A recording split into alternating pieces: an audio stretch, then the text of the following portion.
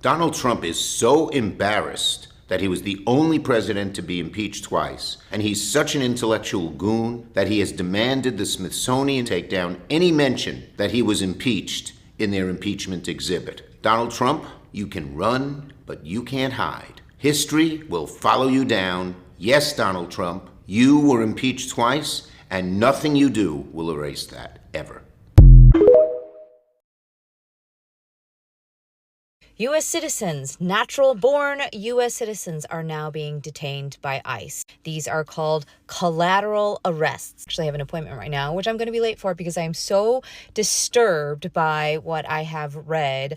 I read an emergency motion filed in my hometown of Chicago in the Northern District of Illinois in front of a judge that I've been in front of many times, in front of a judge that I've actually talked to outside of the courthouse because we've done some extracurricular work together, and it is so disturbing.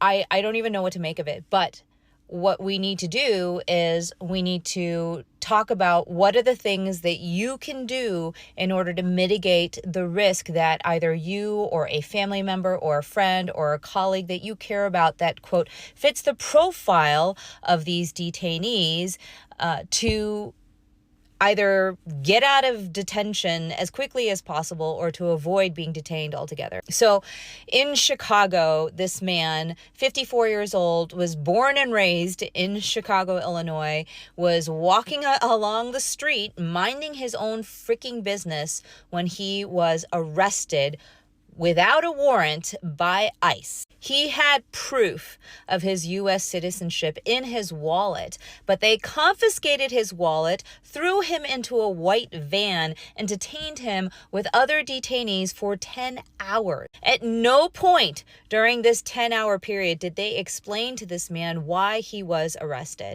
Eventually, they looked at his wallet, discovered that he was in fact the U.S. citizen that he had been claiming he was for 10 hours, and let him go. When his lawyers contacted ICE to be like, hey, what the heck? He's a U.S. citizen. Why did you do this? They are now claiming they have no knowledge of or record of this detention. So do you see what's happening? They are detaining illegally, unconstitutionally U.S. citizens off the street. And then when they realize they've made a mistake, they are claiming they have no knowledge of the detention. So at this point, if you are not a white U.S. citizen, you are at risk. You are at risk of being illegally detained as a collateral arrest. Now, under the law, yes, ICE agents do have the ability to arrest people without warrants, but they are under very specific conditions, which they are obviously not paying attention to or caring about. What are you able to do to mitigate that risk in an environment that clearly has no respect for the law? Number one, you need to be carrying evidence of your U.S. citizenship or your legal residency here in the United States anytime you are out of your house. There are things called passport cards, which are the size of a driver's license. They're much cheaper than a full actual passport, so you don't have to feel uncomfortable about carrying your passport everywhere you go. It's a passport card. You could apply for one. You need to do it in person,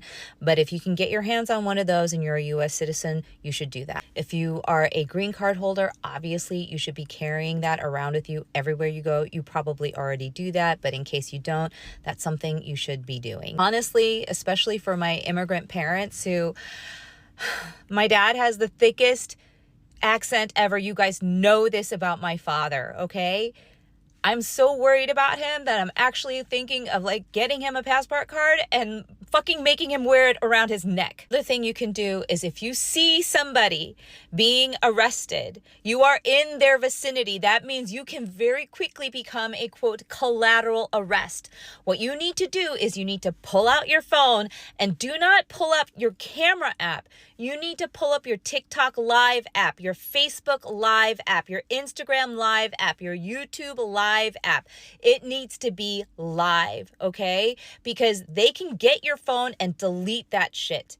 But if it's live, then we all know that the folks of these communities will do their job to protect you. Finally, this is probably the worst part of all of this. If you are non-white and you are not a U.S. citizen, so if you are not white and or you are not a U.S. citizen, in other words, you can be white and not be a U.S. citizen, If you are in either of those categories, then you need to really consider whether this trip you want to take to Cancun or Mexico or even to Europe or Asia or Thailand, is that extremely necessary right now? We are living in an environment where everything is extremely unstable. We have no idea what this administration is going to do in terms of the laws that are coming out of our judges. Those are actually laws. Okay, these court orders are laws. Are they going to follow them? Are they going to continue to flout them? Is somebody going to do something to fix this situation in the near term? We may have to act like this for the next 4 years, but it's also very possible that in the next 3 months, some laws come out, some court order comes out. We start seeing that the Trump administration is willing to respect at least a shred of law. We may not, but we may. But in the meantime, all I'm saying is, think twice about that travel, because the minute you have to re-enter the United States, they are going to be asking you for your documents. They're going to be asking you for proof. And the thing about this administration is they often detain first, ask questions later. Okay? So if you do not want to be in that situation, the best thing you can do is to not leave the United States, subjecting you to extra scrutiny. But if you have to travel, or if you really want to take that risk, then make sure you have every I dotted and T crossed. Bring your freaking birth certificate if you need to, if you were born here in the United States. Even if you are a white U.S. citizen, if you know somebody who doesn't fall into that category, who either is the wrong color, is in fact an immigrant, or, has immigrant family members, or even if they're a white U.S. citizen, has the wrong last name, all of those things, these are the clues that ICE is using in order to merit their warrantless arrests. So please share this information with them as well. Donald Trump is so embarrassed that he was the only president to be impeached twice, and he's such an intellectual goon that he has demanded the Smithsonian take down any mention that he was impeached in their impeachment exhibit. Donald Trump, you can run, but you can't hide. History will follow you down. Yes, Donald Trump, you were impeached twice, and nothing you do will erase that, ever. If you don't live in D.C., you would think that, damn, D.C. is like he said, giving Baghdad or something, but it's not. It's not at all. Yes, we have issues like any other inner city. Trump does not care about D.C.'s safety. He cares about control. And what we know from history is that authoritarians always want to control the capital and the people in the capital city. It's because it's the fastest way to silence dissent and to accelerate their agenda. Black people are more likely to be stopped, searched, questioned, arrested, and harmed in encounters with the law. When we add the presence of federal agents or the National Guard to daily life in these neighborhoods, the burden can multiply. Black Washingtonians have long recognized that community violence cannot be solved through state violence. I used to do street outreach in the very parks Trump is targeting. People lived in these parks not because they wanted to, but because housing is too expensive and shelters are full or downright disgusting. These folks, like most homeless people in D.C., are D.C. natives or have deep ties to the district.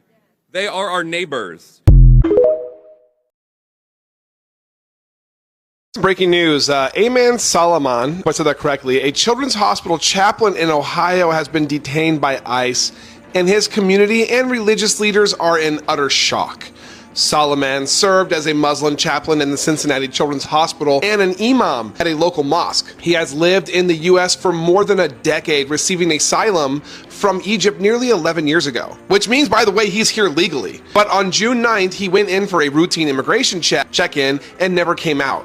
After hours of questioning, ICE took him into custody and moved him to a county jail. No one, not his family, not even the community, was given a reason. Faith leaders, local officials, and advocacy groups are speaking out, calling this a betrayal of American values. They say this is someone who spent years comforting sick children and families regardless of religion. Let's talk about this real quick. As of right now, if you were not born in this country, you are not safe. It doesn't matter what job you have. You need to be safe and you need to be smart, because if they get you, you're done. You're gone. If you entered into this country legally, you need to do things differently, because ICE and the Trump administration, They don't care. And they are looking for you and they are waiting for you. Okay? This is in no way me telling legal immigrants to break the law or to hide from ICE. Follow me on Instagram, TikTok, and subscribe to my YouTube channel. ICE says they will bring charges against the 2 rapid response team members that demanded that they show their badges. These were masked individuals. They asked that they show their badges. This is a normal practice when it comes to law enforcement. So now ICE is saying they're gonna try to make it a federal fucking crime to ask for them to show their badges. This is authoritarian as fuck. We are about to live, well, I mean, we already live in a police state, but it's about to get way fucking worse. Remember that they were talking about more immunity for police. They're creating a team that can do whatever the fuck they want. Literally to just eliminate their enemies. Which, I mean, honestly could change from day to day. And some people are saying things to me like, oh, well, you're a YT dude, you don't have anything to worry about. Or people like me don't have anything to worry about. Well, I oppose this shit. I oppose what's happening. And I'm not okay with seeing what's happening happen to people that I know or neighbors or people that are associated with my neighbors. And if you're okay with that shit happening, fuck you. You're a horrible person, and I hope that you get everything that you deserve. The president has ordered 800 National Guards to line the streets of Washington, D.C. He's temporarily reassigned 120 FBI agents, and he's taken federal control of the D.C. Metropolitan Police. The president made this announcement, and he did so in an aggressive fashion intentionally because he wants it to be swift. He used harsh language. He said that there were bloodthirsty criminals in Washington, D.C. He called homeless encampments slums. Violent crime is at a 30-year low in the capital, and homicide rates dropped by 32% last year. The president didn't go into details about how or if he may help those who are experiencing homelessness off the street, but said that they would be moved far away from the city. Now, the DC mayor, she said that today's announcement was unsettling and unprecedented. People here are mad. I spoke to some protesters earlier today. Here's what they had to say. He's destroying our democracy one by one. The Congress won't stand up to him. The courts won't stand up to him. So the American people have to stand up to him. And the only way to do it is to get out on the streets and protest. He wants to take over the whole city. He wants to govern the city. Now, Congress has a certain amount of control over the city's funds, and he's not given them certain funds. I don't know why people don't recognize that. They're looking for him to be their papa or something. We don't need him to be anybody's papa. He's not going to fix anything. He just tears things down. The last time the president ordered the National Guard in was in June during the LA protests, and that was against the wishes of the California governor, but again within his authority. And today's announcement is another example of the president using all the levers he can to use the power of the executive branch over cities like Washington, D.C. I'm not saying this to scare anybody. I'm saying it because it's objectively the truth. I have been alluding to this for months, both online and in real life. We are in a civil war. There is no question about it. We don't know when it started. There will be no announcement that it's continuing. There will be no announcement that anything else is happening. We are in a civil war. We have critical health agencies and research gutted. We are making the poor poorer. We are making the rich richer. We are taking away health care from millions of American citizens. We are arresting homeless people who have not committed crimes. Their only crime is being homeless in a country where it is almost impossible to make it by. We are now today sending in the National Guard and the FBI into the nation's capital, saying that there is some sort of violence that needs to be settled. There is no violence happening, no more than what is regular for that city, which has decreased in crime year over year. It is reaching 30-year lows statistically for crime. But we're just sending in the FBI and the National Guard saying that we need to get the city under control. That's authoritarianism. We're there. We're not heading there. Democracy is not falling. It has already fallen, and we are deep in the throes of authoritarianism. This country will never be what it was before. Your life before November of 2024 will never be that way ever again in any capacity. Nobody is stopping this administration. We are all saying, what are we going to do? Why is nobody doing anything? Nobody will do anything. We're sending in these troops to the nation's capital and nobody is doing anything about it. Nobody is saying, hey, that's not normal. There is no reason to be doing that. Nobody will. Nobody is coming to save us. So now is the time to stand up and fight back.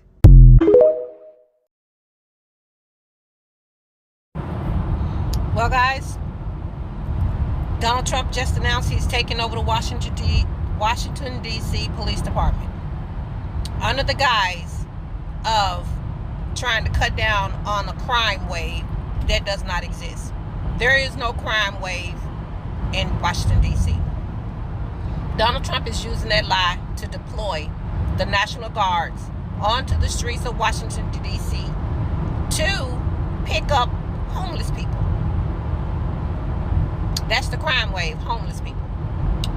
He has announced to the homeless people that they have to get out of Washington, D.C.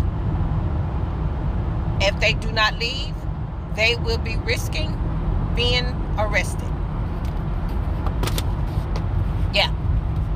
If they don't leave, they will be risking being arrested. So he has now officially taken over the Washington, D.C. Police Department under the guise of cutting down on the crime wave, which there is none.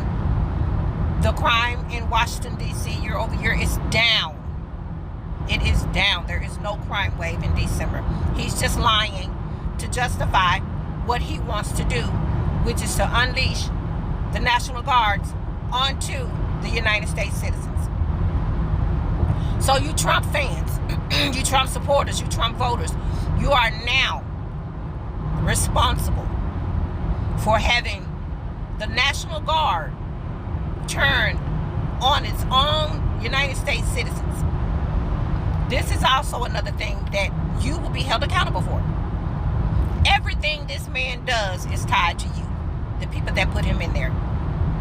You will be just as responsible for the things that happen to the people in this country as the one making the decisions, because you ushered him there. You guys lifted that criminal, that rapist, that child molester, allegedly, talked to Katie Johnson. You guys lifted him on your shoulders and placed him in that White House. In everything he does, every act, every crime he commits, the blood is on your hands. So Washington, D.C., it's finna get real. I don't know what those homeless people are gonna do, but he is setting the National Guards onto the United States citizens. So American citizens now will be accosted by the National Guard.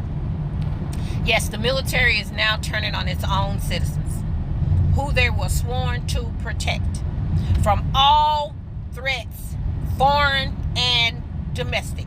And if this man is not a threat that is currently in the House, in the presidency, if he is not a threat to this country, nothing is. Yet he is the one. He's the one dispersing the United States military onto the citizens of America. The United States citizens. Yeah. You guys put a dictator in this office who's on a serious power trip and has no scruples, no morals. And when a man like Jeffrey Epstein says you have no scruples, we in trouble. Jeffrey Epstein was quoted saying Donald Trump has no scruples. Jeffrey Epstein. The same man that said when, what was his wife's name? The second wife, Ivana, when she told Trump she was pregnant, per Epstein, Trump was considering pushing her downstairs.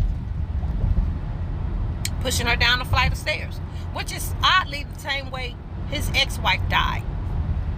Curiously fell down a flight of stairs.